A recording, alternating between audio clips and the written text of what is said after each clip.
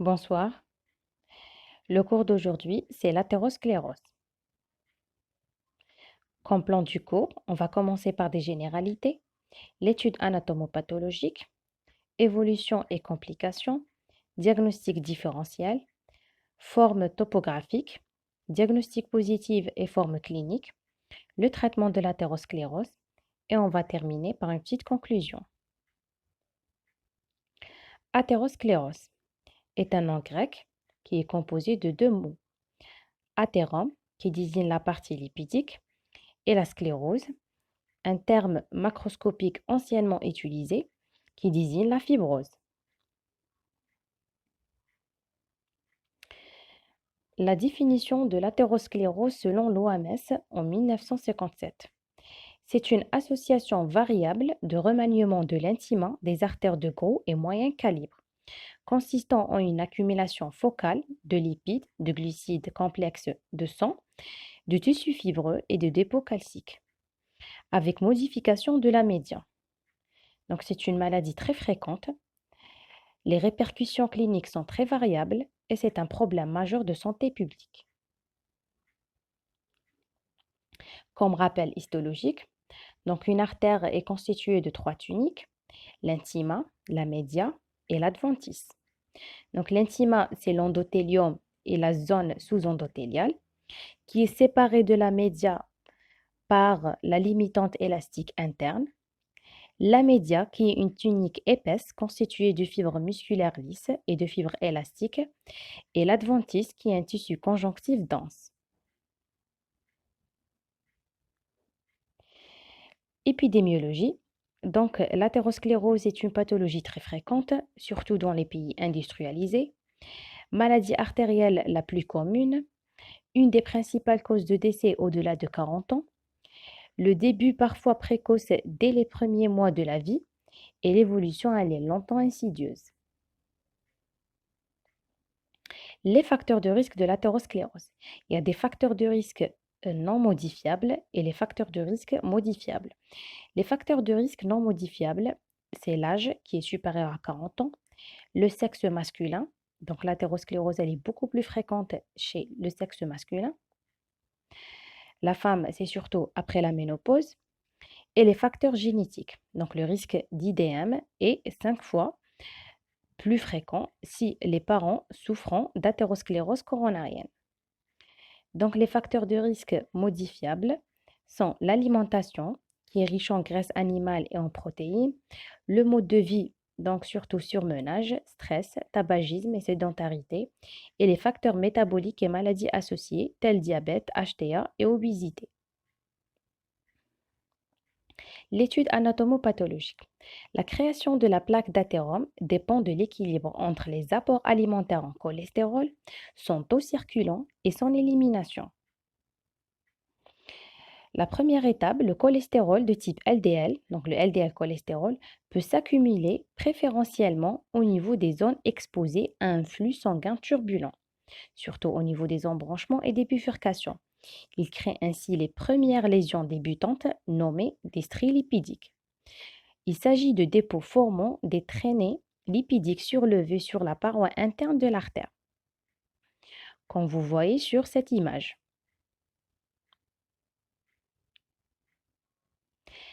Le LDL cholestérol s'y oxyde et devient inflammatoire pour la paroi interne, provoquant le recrutement des monocytes qui se transforment en macrophages et qui se gorgent de LDL cholestérol oxydé et deviennent volumineux et meurent par apoptose.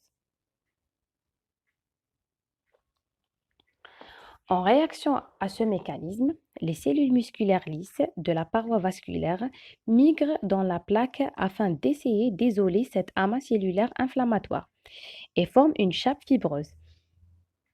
Constituée de fibres de collagène, l'ensemble forme une plaque plus ou moins rigide et stable, c'est-à-dire sans risque de rupture.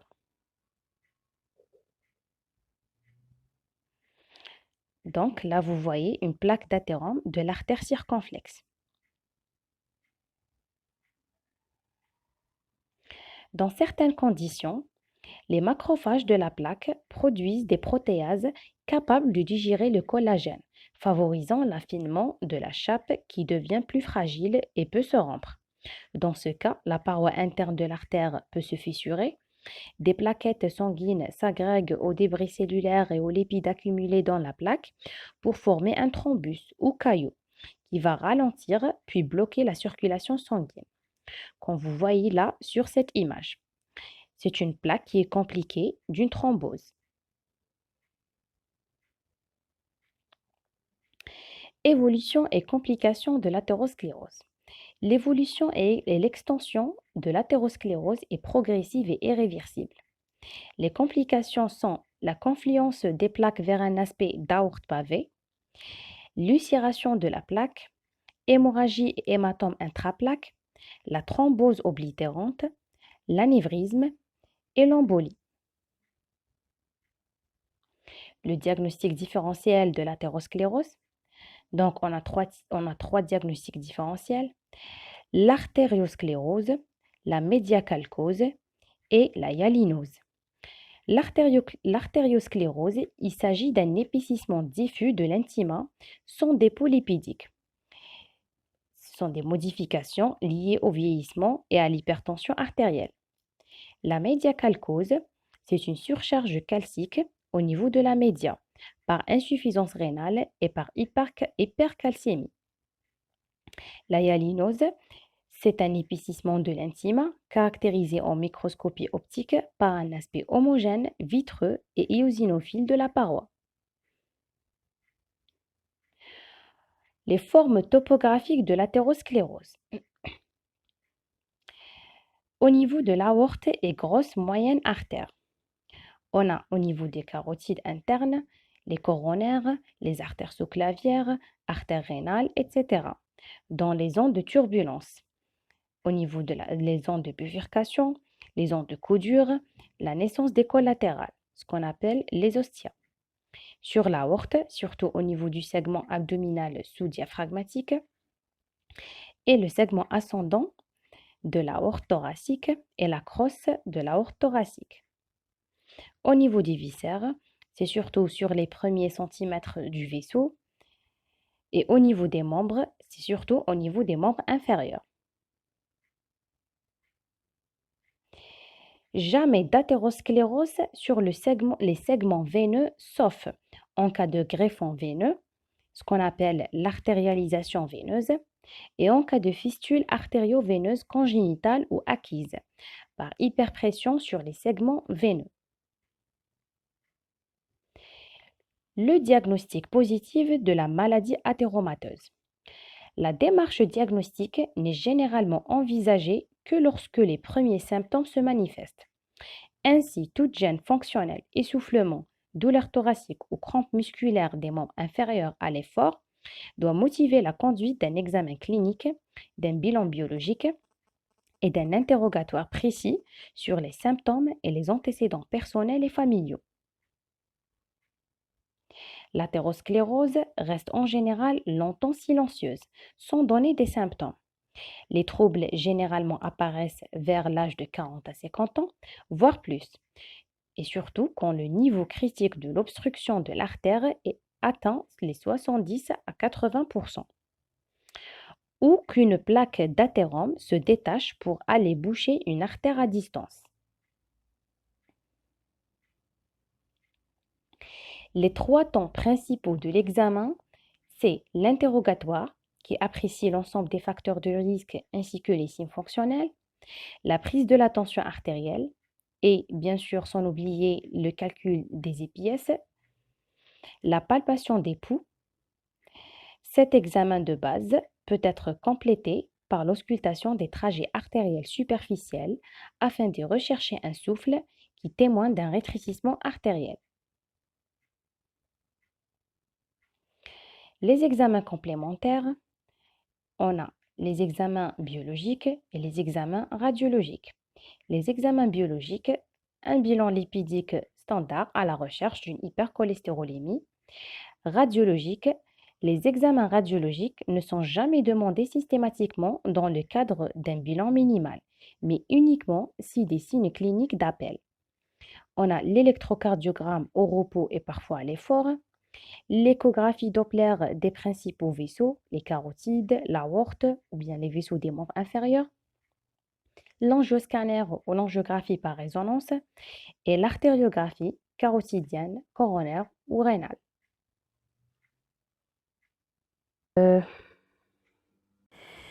Sur l'image qui est située à gauche, donc on voit un rétrécissement des deux artères iliaques externes, droite et gauche.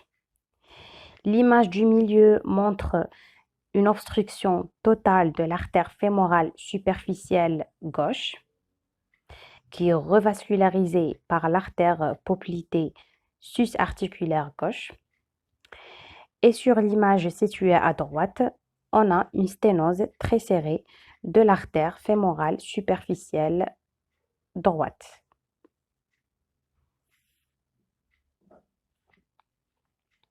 Les formes cliniques de l'athérosclérose. Les symptômes présentés sont en fonction des artères atteintes. On a l'athérosclérose centrale ou aortique et l'athérosclérose périphérique. L'athérosclérose aortique, c'est surtout au niveau de l'aorte sous-diaphragmatique ou ce qu'on appelle l'aorte abdominale.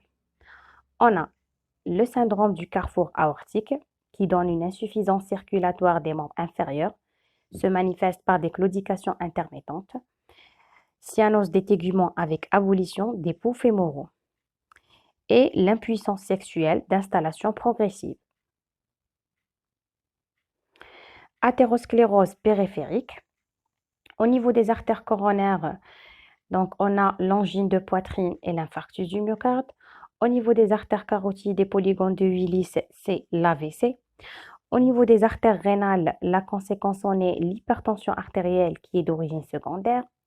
Au niveau des artères des membres, surtout des membres inférieurs, on a les claudications intermittentes et la gangrène sèche. Au niveau de l'artère mésentérique, c'est le syndrome d'Angor intestinal.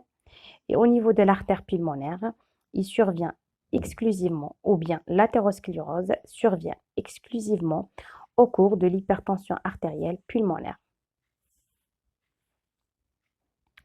Le traitement de l'athérosclérose. Le but, c'est ralentir l'extension de la maladie athéromateuse et éviter, traiter les complications. Donc les moyens, on a 3 moyens: la prévention, le traitement médical et le traitement chirurgical.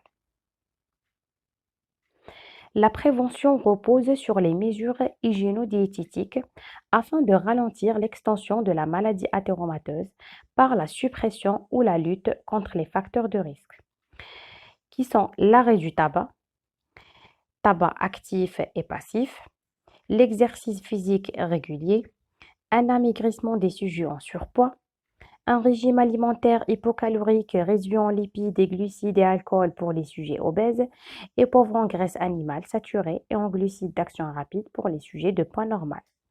Surveiller son taux de cholestérol et surveiller sa pression artérielle et son diabète.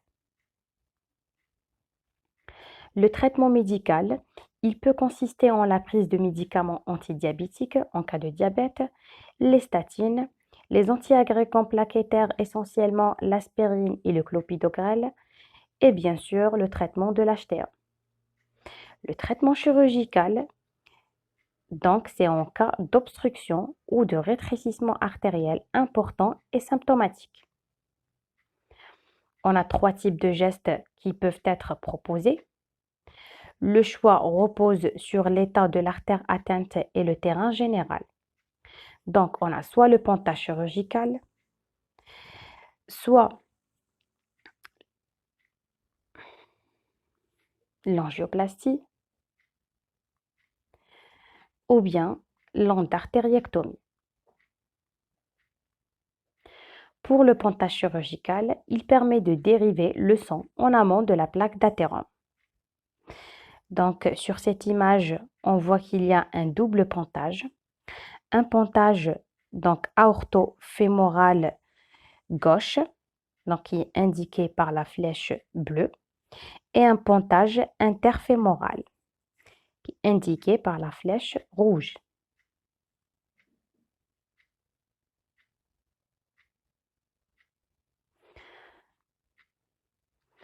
L'angioplastie peut être pratiquée, qui consiste en une dilatation de la zone athéromateuse grâce à un ballonnet gonflé in situ dans l'artère avec la mise en place d'un stent.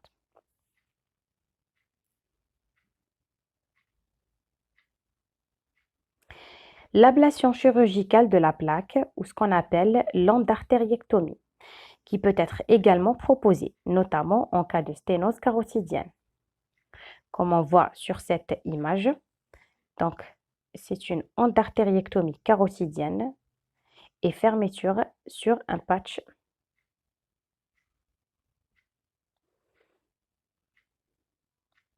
La conclusion, donc l'athérosclérose est une maladie des grosses et moyennes artères. C'est une pathologie qui est extrêmement fréquente. C'est un problème de santé publique. L'évolution, elle est progressive et irréversible. Les complications cliniques sont graves et les facteurs de risque sont multiples. Et je vous remercie.